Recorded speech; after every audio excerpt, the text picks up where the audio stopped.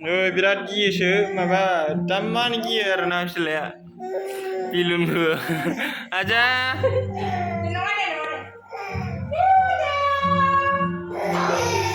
गियो लांदोलै बारा लांदो हाय लोगोफोर जोंनि बे आलु बर' इउटुब चेनेल मोनलाय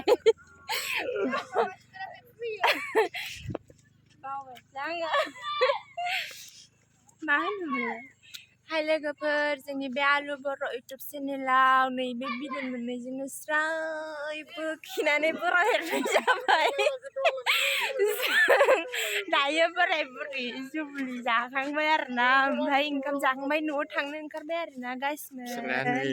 जोंना फिसालाया देरबाय आरो लोगोफोर 50 बोसोरनि जुबुलि आरोना बे 50 जागायजेननाय बोसोरनि जुबुलि गिरा जागायजेननाया जोंना 50 बोसोर जाबाय ओमफ्राय जुबुलि खुंदों आरोना माने मोनजानानै गोसोखौ जोबोर गोजोननाय मोनदों आरो नों मादि मोनदों एकदमबारे नोंसोरलाय मादि मोनदों मोजांखौ मोनना होदों गासैबो थांजोब्बाय आरो गासिबो नायलांबाय थादों नै ओमफ्राय जों बै गोजौआव गाखोहैगोन आरोना नोंसोर नायलांबाय थाबानो जाबाय स्टेज सायाव जों थांनानै गाखोहैगोन आरो बोराय बुरै फिसाला सासे आसामनि गान्दा गं थसे नै नायलांबाय था गासिबो नै जोंना स्टेजनि गाखोग्राया दायो नायबाय था नै गासिबो जोब्बाय आरो नै सनायथि Golden Jubilee Celebration di Joseph Catholic Church 2 Nong Serangpara Bhalupung बेनिफ्राय सनितपुर date 29/10/2023 लोगोफोर जोब्बाय आरो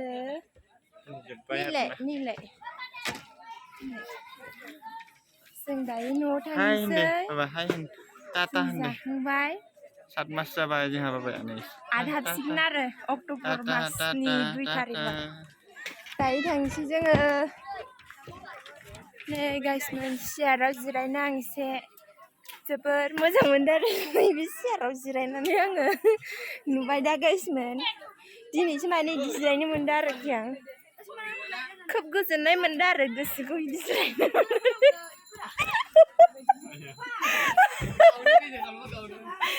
नैबे सियाराव नै गाइसमोन दिनैसो लेबु लेबु जिरायनो मोनदों जाहैदों जाबाय